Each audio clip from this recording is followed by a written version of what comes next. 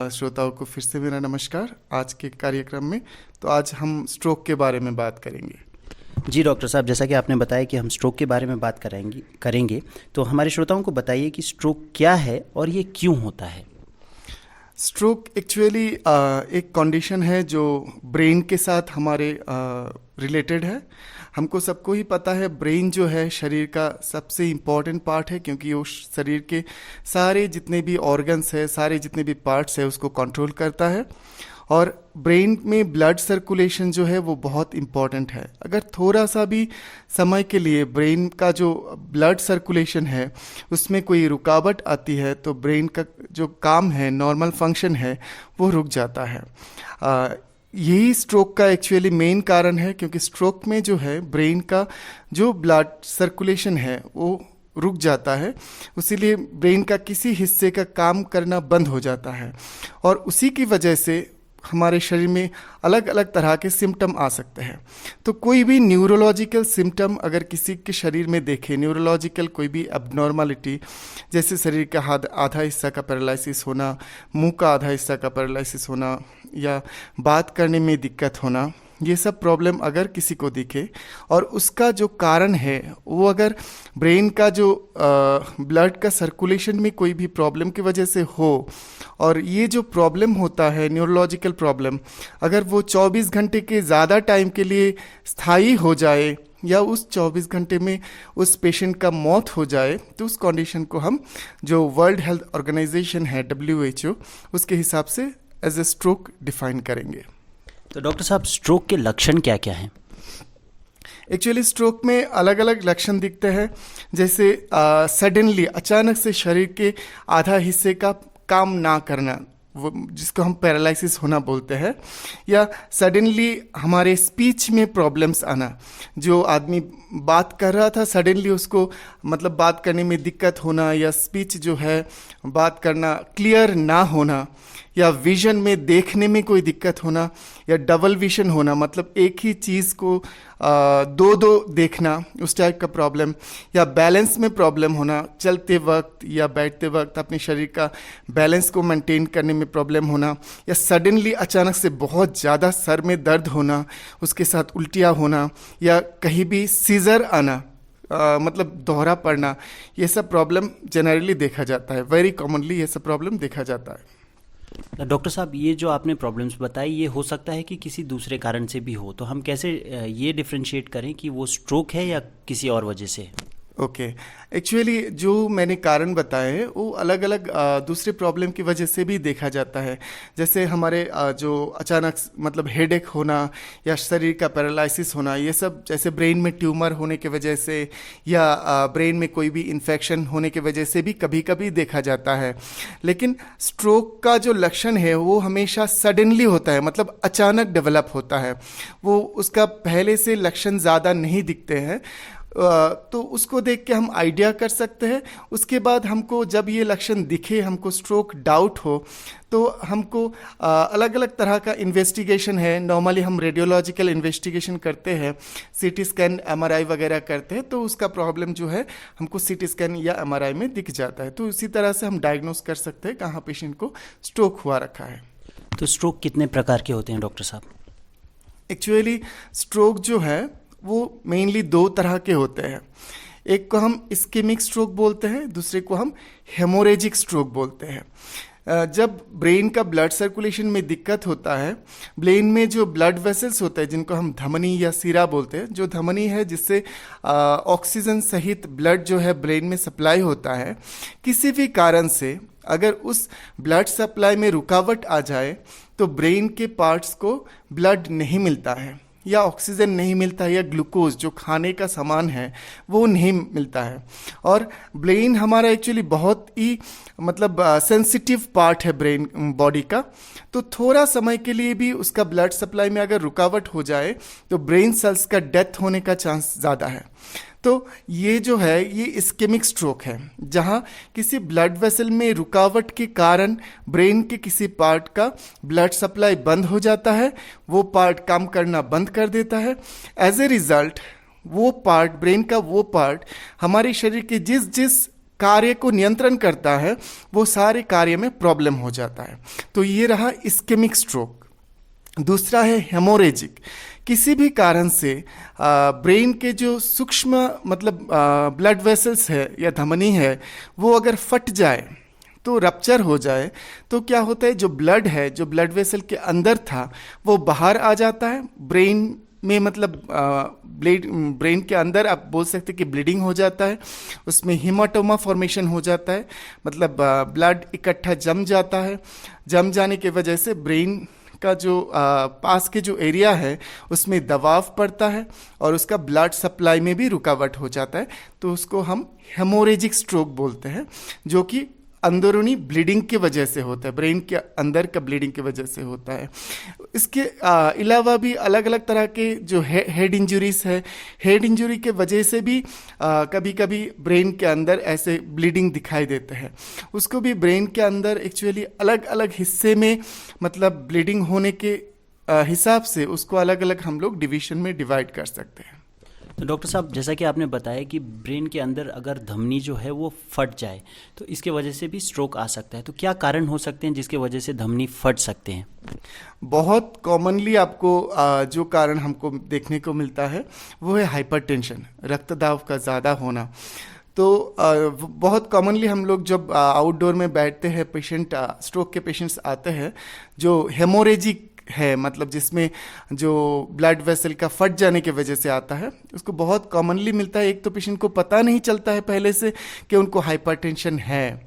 दूसरा, अभी कभी कभी पेशेंट क्या होता है वो जो प्रेशर का दवाई है उसको बहुत कैजुअली लेते हैं, रेगुलरली नहीं रहते हैं, और अचानक से 2-3-4 दिन या 1 हफ्ता के लिए प्रेशर का दवाई बंद कर देते हैं। उसलिए क्या होता है, अचानक से जो ब्लड प्रेशर है वो हाई हो जाता है, और हाई हो जाने से क्या होता है, ब्लड वेसल के अंदर प्रेशर ज़्यादा हो जाता है, और ब्रेन के जो ब्लड वेसल है वो बहुत ही सूक्ष्म होते हैं, तो इजीली उनका रप्चर हो जाता है। रप्चर हो जाने के वजह से उसमें जो है ब्लीडिंग होता है, मतलब हेमोरेजिक स्ट्रोक हो जाने का डर रहता है। तो डॉक्टर साहब, क्या स्ट्रोक और दिल का दौरा एक ही चीज़ है? स्ट्रोक और दिल का दौरा, जिसको हम मायोकार्डियल इन्फार्क्शन बोलते हैं या एमआई बोलते हैं, वो लगभग आपका जो इस्केमिक स्ट्रोक है और दिल का दौरा जो मायोकार्डियल इन्फेक्शन है उसका प्रोसेस सेम ही है, लेकिन वो दोनों एक चीज़ नहीं है। जैसे हमारे दिल जो है, जो हार्ट होता है, वो पूरे बॉडी को ब्लड सप्लाई करता है, लेकिन हार्ट का मसल का जो काम होता है वो हमेशा करता है, कभी भी नहीं रुकता है। और हार्ट के मसल ज़्यादा काम करते हैं, इसलिए उनको एक रेगुलर ब्लड सप्लाई चाहिए होता है। इसलिए हार्ट मसल में जो होता है, कोरोनरी आर्टरी बोल के कुछ आर्टरीज रहते हैं जो हार्ट के मसल को ब्लड सप्लाई करता है। अगर उन कोरोनरी आर्टरीज में किसी कारण से ब्लॉकेज आ जाए तो ऐसा हो सकता है कि हार्ट के कोई भी पार्ट में ब्लड सप्लाई रुक जाता है। तो वो पार्ट में जब ब्लड सप्लाई रुक जाता है तो उधर सेल डेथ देखने को मिलता है, उधर के जो सेल है वो काम करना बंद कर देते हैं, और उसी तरह से, उसी की वजह से एक्चुअली जो दिल का दौरा है या जिसको हम मायोकार्डियल इन्फार्क्शन बोलते हैं वो लक्षण मिलते हैं। इसीलिए इस्केमिक स्ट्रोक में भी उसी तरह का मतलब प्रोसेस होता है, जो ब्लड वेसल में कोई भी रुकावट होने से ब्लड सप्लाई ब्रेन का किसी एरिया का बंद होना, तो ये दोनों में सिमिलैरिटी होता है कि कैसे प्रोसेस में कैसे डेवलप होता है, लेकिन दोनों सेम चीज़ नहीं होता है। एक दिल का बीमारी है, एक ब्रेन का है। तो डॉक्टर साहब, किस उम्र से स्ट्रोक का खतरा बढ़ जाता है और इसके रिस्क फैक्टर क्या क्या हैं? एक्चुअली स्ट्रोक का जो है एजिंग के साथ ऑब्वियसली स्ट्रोक का चांस बढ़ जाता है, लेकिन आजकल देखने को मिलता है कि कम उम्रों में भी स्ट्रोक मिलता है। जैसे 25-30 के हिसाब से उस उम्र में भी काफ़ी स्ट्रोक देखने को मिलता है, लेकिन कम उम्र में स्ट्रोक का चांसेस ज़्यादा रहता है, क्योंकि हमारे जो ब्लड वेसल्स है वो कम उम्र में बहुत ज़्यादा इलास्टिक रहते हैं। इलास्टिक मतलब वो रक्त दाब को, ज़्यादा प्रेशर को सहन करने में समर्थ रहते हैं। लेकिन जैसे ही हमारा उम्र बढ़ता रहता है, एज ज़्यादा होता रहता है, तो उसमें एथेरोस्क्लेरोसिस देखने को मिलता है। जो ब्लड वेसल है वो थोड़ा सा रिजिड होने लगता है, और जब वो रिजिड होने लगता है तब उनका रप्चर होने का समस्या या उसके अंदर क्लॉट बनने का, थ्रोम्बस जिसको हम बोलते हैं, वो बनने का ज़्यादा मतलब चांस रहता है। तो एक्चुअली इसीलिए जब एजिंग के साथ हमारा स्ट्रोक का चांस बढ़ जाता है, लेकिन कम उम्र में भी स्ट्रोक मिल सकता है। अभी आते हैं हम रिस्क फैक्टर के बारे में। अगर स्ट्रोक का रिस्क फैक्टर हम देखें, उसके जो रिस्क फैक्टर है उसको हम दो तरह से डिवाइड करते हैं। एक तो नॉन मॉडिफाइबल, मतलब जिसको हम चेंज नहीं कर सकते हैं, जिसको हम बदल नहीं सकते हैं, और दूसरा है मॉडिफाइबल, जिसको हम मॉडिफाई करके स्ट्रोक होने के रिस्क को हम कम कर सकते हैं। अभी अब हम नॉन मॉडिफाइबल में आते हैं कि जिसको हम चेंज नहीं कर सकते हैं। उसमें जैसे एज, आपने अभी अभी पूछा है कि बढ़ते उम्र के साथ एज, स्ट्रोक का जो चांस है वो बढ़ जाता है। फिर जेंडर, मतलब मेल्स को स्ट्रोक होने का चांस फीमेल से ज़्यादा रहता है, तो मेल्स ऑब्वियसली रिस्क में रहते हैं। फिर रेस, किसी किसी जनजातियों में स्ट्रोक ज़्यादा देखा जाता है, किसी किसी फैमिली में हेरिडिटरी भी स्ट्रोक ज़्यादा देखने को मिलता है। उसके बाद पहले से अगर पेशेंट को कोई भी ब्लड वेसल रिलेटेड प्रॉब्लम हो या पहले से पेशेंट को स्ट्रोक हुआ हो, तो उस पेशेंट में स्ट्रोक होने का बाद में भी चांस ज़्यादा रहता है। तो ये सब था नॉन मॉडिफाइबल रिस्क फैक्टर, जिसको हम चेंज नहीं कर सकते हैं। अभी हम आते हैं मॉडिफाइबल रिस्क फैक्टर में, जिसको हम बदल सकते हैं। हमारे कुछ चांस होते हैं कि उसको हम मॉडिफाई कर सके। तो उसमें पहला है हाइपरटेंशन, मतलब बीपी का ज़्यादा बढ़ा रहना, ब्लड प्रेशर का ज़्यादा बढ़ा रहना। फिर हार्ट डिजीजेस, अगर पेशेंट को हार्ट डिजीज़ रहता है तो उसमें भी स्ट्रोक का चांस ज़्यादा रहता है। फिर डायबिटीज़ मेलाइटस, जिसको डायबिटीज़ रहता है उसको स्ट्रोक का चांस ज़्यादा रहता है। उसके बाद हाइपर लिपिडेमिया, मतलब ब्लड में कोलेस्टेरॉल, ट्राइग्लिसराइड का ज़्यादा होना। स्मोकिंग, जो धूम्रपान करता हो उसको स्ट्रोक का चांस ज़्यादा रहता है। अल्कोहल कंजम्पशन, मतलब शराब का पीने से भी स्ट्रोक का चांस ज़्यादा होता है। फिर कुछ डिजीज़ है, जैसे ब्लड रिलेटेड डिजीज़ है पॉलीसाइथेमिया बोल के, जिसमें सारे ब्लड सेल्स ज़्यादा हो जाते हैं उस कंडीशन में। और ओबेसिटी में जो स्थूलता है उसमें भी स्ट्रोक का चांस ज़्यादा होता है। तो ये सब मॉडिफाइबल कॉजेस है जिसको हम मॉडिफाई कर सकते हैं, करके स्ट्रोक का चांस कम कर सकते हैं। डॉक्टर साहब, मैं अभी आपसे पूछने ही वाला था कि क्या इसके कारण हेरिडिटरी हो सकते हैं, लेकिन आपने उसका हमें जवाब ऑलरेडी दे दिया है। तो आपने वार्ता के दौरान आपने हमें बताया कि पुरुषों में महिलाओं की अपेक्षा ये स्ट्रोक होने के चांसेस ज़्यादा होते हैं। तो इसके क्या कारण है, बायोलॉजिकल है या लाइफस्टाइल की वजह से? एक्चुअली कुछ तो बायोलॉजिकल कारण है, जैसे कुछ हार्मोनल इफेक्ट्स होते हैं पुरुषों में ज़्यादा, या स्त्रियों में कुछ बीमारी हमको देखने को मिलता है कि वो पुरुषों में ज़्यादा देखने को मिलता है। जैसे हाइपरटेंशन हो गया, या दिल का प्रॉब्लम हो गया, हार्ट का प्रॉब्लम हो गया। वैसे भी स्ट्रोक भी पुरुषों में ही ज़्यादा मिलता है। इसके कारण हो सकता है कि उनका लाइफस्टाइल हो, उसके कारण हो सकता है कि उनमें स्पेशल कुछ हार्मोन्स है उसके वजह से हो, तो उसी वजह से पुरुष में ज़्यादा देखने को मिलता है। तो डॉक्टर साहब, हमारे श्रोताओं को ये बताइए कि स्ट्रोक से बचने के क्या उपाय हो सकते हैं, यानी कि आफ्टर रिस्क फैक्टर। जो हमने बोला है कि जो मॉडिफाइबल रिस्क फैक्टर्स है उसको हम मॉडिफाई कर सकते हैं। तो उसको अगर हम चेक करें, जैसे किसी को अगर हाइपरटेंशन रहा, किसी को अगर बीपी की प्रॉब्लम समस्या रही, तो वो अगर अपना रेगुलर बीपी का दवाई लेते रहे, ब्लड प्रेशर को नॉर्मल रखे, तो उनका स्ट्रोक का चांसेस कम रहेगा। किसी को अगर दिल का कोई प्रॉब्लम रहे, हार्ट का कोई प्रॉब्लम रहे, तो वो उचित टाइम में उसका सही तरह से सही जगह से ट्रीटमेंट कराए। किसी को अगर डायबिटीज़ रहा तो वो डायबिटीज़ का ट्रीटमेंट कराए, अपना ब्लड शुगर का रेगुलर चेकअप कराए और ब्लड शुगर को नॉर्मल रखे। फिर किसी को अगर हाइपरलिपिडेमिया हुआ, मतलब कोलेस्टेरॉल, ट्राइग्लिसराइड वगैरह ज़्यादा रहा, तो उनका वो नॉर्मल रखे। उसके लिए जो करना है, डाइट का मॉडिफिकेशन हो गया या रेगुलर दवाई लेना, वो कंटिन्यू रखे। फिर स्मोकिंग ना करे, फिर अल्कोहल का एक्सेसिव कंजम्पशन ना करे। फिर अगर किसी को जैसे कि हमने बोला पॉलीसाइथेमिया है, मतलब ब्लड सेल्स ज़्यादा है, तो डॉक्टर का मतलब रेगुलर कंसल्टेशन में रहे, उसका ट्रीटमेंट कराए। किसी को अगर ओबेसिटी रहा, वज़न किसी का ज़्यादा रहा, तो डाइट और एक्सरसाइज के द्वारा वो अपने वज़न का कम करे। तो ये सब अगर हम करते हैं तो स्ट्रोक कम हो सकता है। इसके अलावा भी अगर हम अपने लाइफस्टाइल, खान पान को सही ढंग से मॉडिफाई करें, अपना स्ट्रेस लेवल को कम रखें, योगा, प्राणायाम ऐसी तरह से चीज़ों को करें जिससे हमारा नॉर्मल हेल्दी स्टेट जो है वो बना रहे, तो हम ऑब्वियसली स्ट्रोक के चांसेस को कम कर सकते हैं। तो डॉक्टर साहब, अगर किसी को स्ट्रोक हुआ और उससे पहले उसे कोई बीमारियां नहीं थी, तो क्या स्ट्रोक के बाद और कुछ बीमारियां हो सकती हैं? बीमारियां तो नहीं बोलेंगे, जैसे स्ट्रोक की वजह से हमको क्या होता है, मेन प्रॉब्लम जो स्ट्रोक की वजह से होता है उसको हम हेमिप्लेजिया बोलते हैं। मतलब बहुत कॉमनली जो प्रॉब्लम देखा जाता है कि आधा बॉडी का पैरालिसिस होना।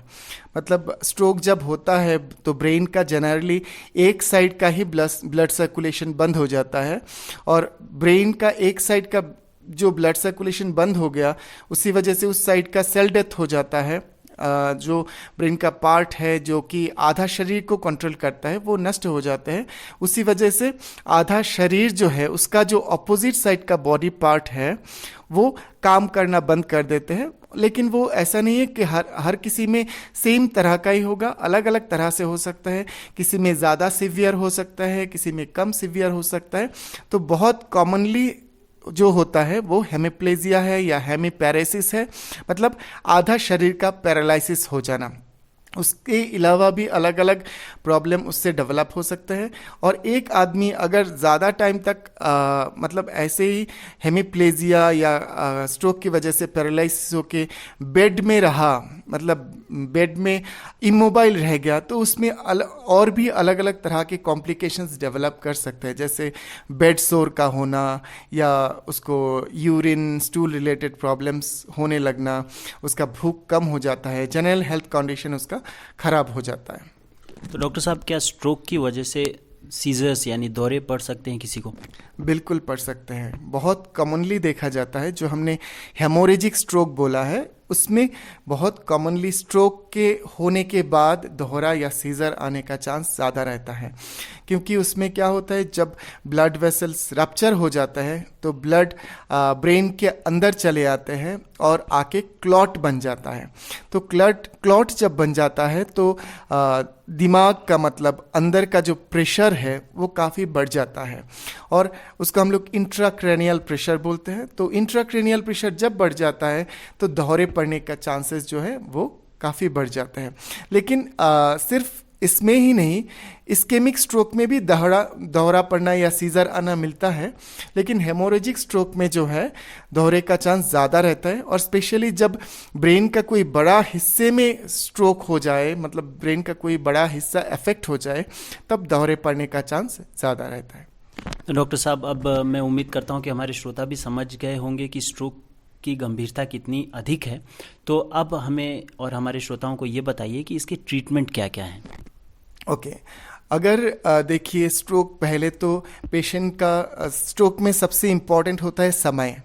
अगर समय में हम कुछ मेजर्स ले सके, उसका ट्रीटमेंट शुरू कर सके, सही जगह में पेशेंट को ले जा सके, वो सबसे ज़्यादा इम्पॉर्टेंट चीज़ है। क्योंकि समय के बीत जाने पर अगर पेशेंट को हम कहीं पर ले भी जाएंगे, जितना भी अच्छा ट्रीटमेंट कराएंगे, लेकिन रेस्पॉन्स का होने का चांस धीरे धीरे कमता रहेगा। इसलिए सबसे जो महत्वपूर्ण है कि रिकॉग्निशन, मतलब पेशेंट को स्ट्रोक हुआ है या कुछ सीवियर प्रॉब्लम हुआ है, फैमिली मेंबर्स को उसको रिकॉग्नाइज करना पड़ेगा। अगर पेशेंट बोल रहा है कि हमारे आधा शरीर में वीकनेस आ रहा है, हम चल नहीं पा रहे हैं, बात नहीं कर पा रहे हैं, या हमको अचानक से सीवियर हेडेक होने लगा है, तो तुरंत ही पेशेंट को डॉक्टर के पास ले जाना चाहिए। और डॉक्टर के साइड से भी वो उतना ही ज़रूरी है अर्ली रिकॉग्निशन करना। उसका जो सिम्टम्स है, या डॉक्टर जब एग्जामाइन करते हैं तो उनको रिकॉग्नाइज कर पाना कि ये स्ट्रोक का पेशेंट हो सकता है। तो उसे रिकॉग्नाइज करके, क्योंकि हमारे देश में हर जगह में, मैक्सिमम जगह में स्ट्रोक को हैंडल करने का सुविधा नहीं है, तो जिस जिस जगह में वो सुविधा उपलब्ध है उस पेशेंट को तुरंत उस जगह में रेफ़र करना सबसे ज़्यादा इम्पॉर्टेंट है, क्योंकि मैं पहले भी बोल चुका हूँ, समय सबसे ज़्यादा इम्पॉर्टेंट है। और अगर वो पेशेंट उस स्पेसिफिक सेंटर में सही समय में रेफर्ड हो गया तो उनका बचने का चांस या ज़्यादा नुकसान ना होने का चांस रहता है। लेकिन अगर समय जाने पर हम लेके गए तो नुकसान होने का चांस ज़्यादा रहता है। और सेंटर्स में जाने के बाद जैसे उनका आईसीयू का एडमिशन का नीड बहुत ज़्यादा जगह में पड़ता है, कभी कभी वेंटिलेशन का भी ज़रूरत पड़ जाता है एक्यूट कंडीशन में, तो उसमें हमको मतलब उधर प्रॉम्प्ट सब कुछ मैनेजमेंट का सुविधा रहता है, जो सेंटर स्पेशली स्ट्रोक के लिए बने हुए हो या higher centres, tertiary centres available हो, तो वो मैनेज हो जाता है मैक्सिमम टाइम में। लेकिन और एक इम्पॉर्टेंट है स्ट्रोक, क्योंकि मैक्सिमम स्ट्रोक में देखा जाता है कि ये जो इमरजेंसी कंडीशन है वो क्रॉस करने के बाद भी पेशेंट के शरीर में कुछ परमानेंट डिफॉर्मिटीज़ आ जाती है, जैसे पैरालिसिस का हो जाना, जैसे स्पीच में कोई प्रॉब्लम परमानेंटली आ जाना। तो पेशेंट को ये तो शॉर्ट टर्म ट्रीटमेंट था, तो इमिडिएटली करना है। उसके बाद भी पेशेंट को क्या होता है, लॉन्ग टर्म ट्रीटमेंट का ज़रूरत पड़ता है, या लॉन्ग टर्म केयर बोलेंगे हम लोग, केयर का ज़रूरत पड़ता है, क्योंकि मैक्सिमम पेशेंट बहुत दिनों के लिए बेड रिडन हो जाता है, उनका मोबाइलिटी कम हो जाता है, वो चल फिर नहीं सकते हैं, उनका स्पीच डिफॉर्म्ड हो जाता है और उसकी वजह से उनको डिप्रेशंस भी आ जाते हैं। तो उस लॉन्ग टर्म ट्रीटमेंट के दौरान उनको रिहेबिलिटेशन का ज़रूरत पड़ता है, उनको फिजियोथेरापी या योगा का ज़रूरत पड़ता है, उनको केयर अच्छी तरह से लेना पड़ता है। तो वैसे अगर हम मैनेज कर सकते हैं तो कहीं हद तक हम स्ट्रोक के पेशेंट को मतलब आराम दे सकते हैं। तो डॉक्टर साहब, कितने चांसेस हैं कि एक बार स्ट्रोक आने के बाद सेकंड स्ट्रोक आए, या फिर ये सेकंड स्ट्रोक कब आ सकता है? एक बार स्ट्रोक आने के बाद उस पेशेंट को सेकंड स्ट्रोक आने का चांस काफ़ी हद तक ज़्यादा हो जाता है। जैसे हम पहले भी बोले हैं, रिस्क फैक्टर्स में ही ये है कि एक पेशेंट को एक बार अगर कोई ब्लड वेसल रिलेटेड समस्या हो तो उसको स्ट्रोक होने का चांसेस ज़्यादा होता है।